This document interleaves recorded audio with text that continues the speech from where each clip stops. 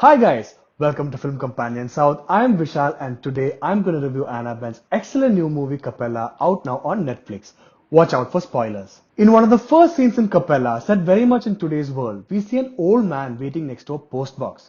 He had posted a letter to his lover days ago and is waiting for the postman to arrive with the reply. Why don't you just buy a mobile phone? Is the question even the postman asks him, hinting at a man who's stuck in time.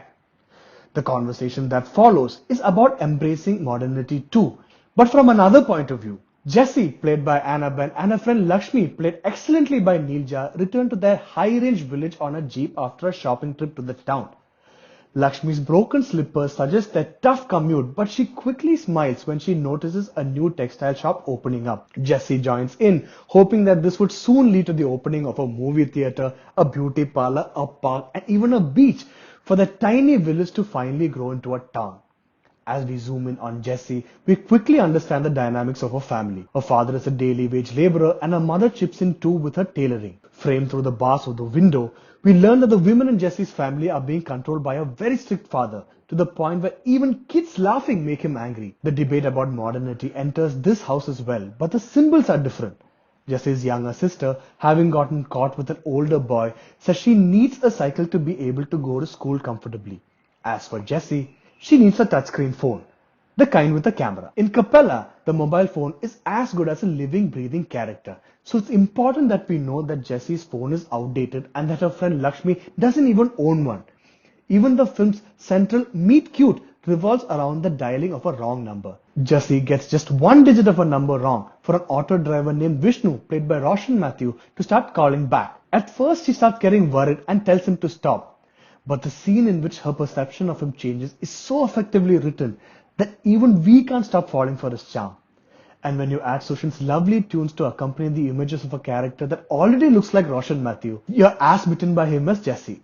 For Jessie, an outsider like him is a golden ticket to freedom. What he promises is a life in a big town like she had always imagined, with occasional trips to the beach. What he looks like is unimportant and neither is his income. With the proposal of a local guy getting very serious, even time is running out for Jessie. So when she hops on a bus to get to Vishnu, we're really rooting for her. And that really is the beauty of Kappela.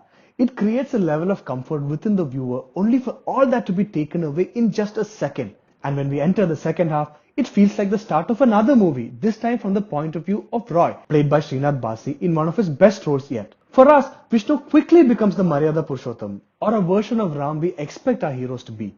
We see him helping a lady, we see him taking kids to school and his sisters to a movie, and we are sold on his good character. Add the fact that an actor like Nawaz plays the Lakshman to his Ram, and we are happy for Jessie. But Roy gets the opposite treatment. His best friend is played by Vigilesh, the creep from Varathan. There's not a scene where we see him without a cigarette, and he looks at chain snatching as a viable career alternative. In short, he's already Ravanan to us, and what we make up in our heads is the trick the movie plays on the audience. Subconsciously, the clues were always there for us to preempt the shocker of a twist. Why does a female petrol pump employee behave so strangely to Vishnu?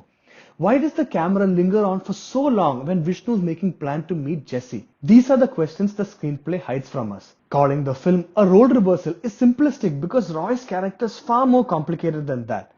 In the age of social media, it's all about perception, and that's what the film underlines. Who you're seeing is just an image, and like Jessie, we too can just as easily be cheated. And that is perhaps why it's easier to see Jessie as a reflection of our own innocence rather than a confident, strong-willed character. And had the final resolution been more than just Jessie merely retreating to her old life, Kappela may have been a much better film. Even the ending plays out like a cautionary tale, much like Oru Vadakkan Selfie, giving the female lead little power over her fate. But purely as compelling cinema centered around the audience's biases, Kappela is impossible to overlook. It's not just a film we are watching, it's a film that watches us too.